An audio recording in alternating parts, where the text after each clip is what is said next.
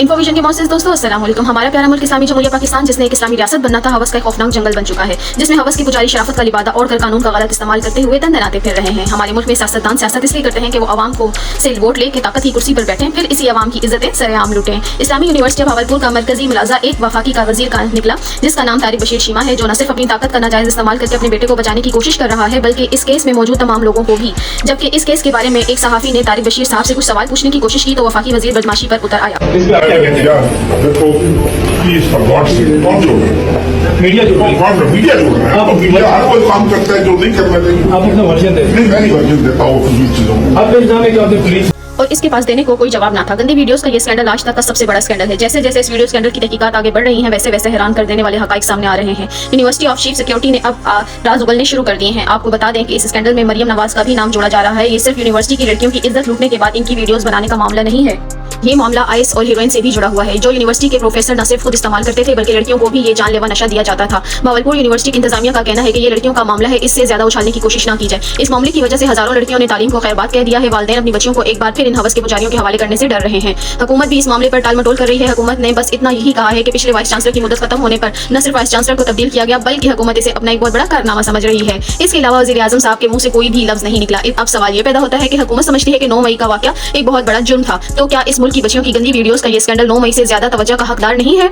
वलीसी साहब की मुलाजमत खत्म होने के बाद तो उन्होंने वैसे ही घर चले जाना था भाई, लेकिन हुकूमत इसका क्रेडिट भी अपने नाम कर रही है। जैसे अवाम 9 मई के वाकयात की मजम्मत करके पाक साफ हुई, ऐसे ही इस स्कैंडल में मौजूद तमाम लोगों को इस स्कैंडल की मजम्मत करवानी चाहिए थी। नहीं मानी जाती, उनको सप्लियां लगाई जाती हैं। अगर उनकी बात नहीं मानी जाती, उनको मारा जाता है, हरासमेंट और ज्यादा टॉर्चर किए जाते हैं, जो हमें ऐसे टॉर्चर कर करके फिर मार दिया जाता है और बोलते हैं फलानी स्टूडेंट ने आज खुदकुशी की। ये खुदकुशी नहीं होती, ये मारते हैं मिलके सब। रुकन कौमी असेंबली में आलिया कामरान ने इस्लामी यूनिवर्सिटी का स्कैंडल असेंबली में उठा दिया। उनका कहना था कि अगर इस तरह का वाकया किसी मदरसे में होता तो पूरे मुल्क पर इस बात पर आवाज उठाई जाती, लेकिन हजारों लड़कियों की इज्जत लूटने के बाद भी लोगों का ईमान आखिर क्यों नहीं जाग रहा। आलिया कामरान ने इस बात पर सख्ती से नोटिस लेने को कहा और इन दरिंदों को निशाने इबरत बनाकर रिपोर्ट पब्लिक करने का मुतालबा कर दिया, लेकिन इस मामले में हुकूमत के कान पर जूं तक नहीं रेंगी। अब जाहिर है कि हुकूमत इस बात पर कैसे एक्शन ले सकती है जिस केस में हुकूमत के अरकान ही शामिल हों। ये मुतालबा सिर्फ आलिया कामरान का मुतालबा नहीं, बल्कि पूरी कौम का मुतालबा है।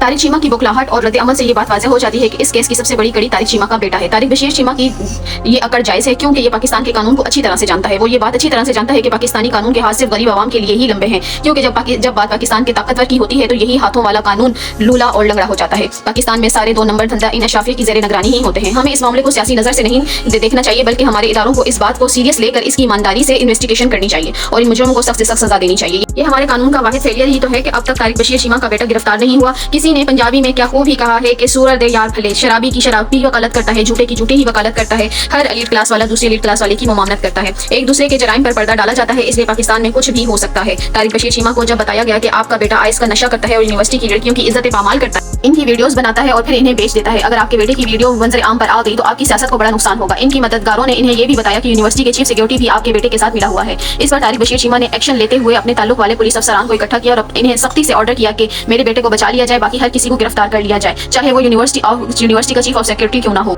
इस ऑपरेशन को सीक्रेट तौर पर ऑपरेट किया जाए, इनसे वीडियोस बरामद की जाए और जो वीडियोस मेरे बेटे की हैं वो सब की सब डिलीट कर दी जाए। इस मामले में मेरे बेटे का नाम तक नहीं आना चाहिए। पुलिस ने इजाज शाह को सबूतों के साथ मौके पर गिरफ्तार कर लिया, जैसे कि जिसके पास से नाजेबा वीडियोस को भी हासिल कर लिया। पुलिस ने मजीद तफ्तीश शुरू कर दी। तफ्तीश में हैरत अंगेज चीजें सामने आई। एक ही झटके में इजाज शाह ने सारे राज उगल दिए और सबसे पहले तारिक बशीर शीमा के बेटे का नाम ले लिया। इसके बाद एक एक करके इसने 62 लोगों का नाम भी ले लिया जो इस घिनौने धंधे में शामिल थे। इजाज शाह का कहना था कि ये यूनिवर्सिटी के सारे सिक्योरिटी कैमराज इनकी ज़ेरे निगरानी चल रहे हैं। अब जो लड़के लड़कियां यूनिवर्सिटी के सहन में या हाथे में किसी भी हाथे में प्यार मोहब्बत करते हुए पकड़े जाते हैं तो वो सिक्योरिटी कैमरा में रिकॉर्ड हो जाते हैं। तो दूसरे दिन इन तलबात को बुला लिया जाता है। लड़की को ये धमकी दी जाती है कि ये वीडियोस आपके वालिदैन को पहुंचा दी जाएंगी। लड़की इस बात से खौफजदा हो जाती है, जिसके बाइस वो इजाज शाह की हर नाजायज ख्वाहिश को पूरा करने के लिए तैयार हो जाती है, जिसके बाद इजाज शाह इसके साथ अपनी ख्वाहिश पूरी करता है। फिर इस लड़की को तारिक बशीर शीमा के बेटे के डेरे पर भेज दिया जाता है, जिसे शीमा साहब के बेटे के लोग गाड़ी में लेने के लिए आते हैं और फिर इज्जत पामाल करने के बाद उस लड़की को वापस यूनिवर्सिटी छोड़ दिया जाता है। अब वक्त आ गया है कि वालिदैन अपनी बच्चियों के लिए आवाज बुलंद करें। अल्लाह पाक हर पाकिस्तान की बेटी को, हर मुसलमान की बेटी को अपने हिफ्ज़ ईमान में रखे। आमीन सुमा आमीन।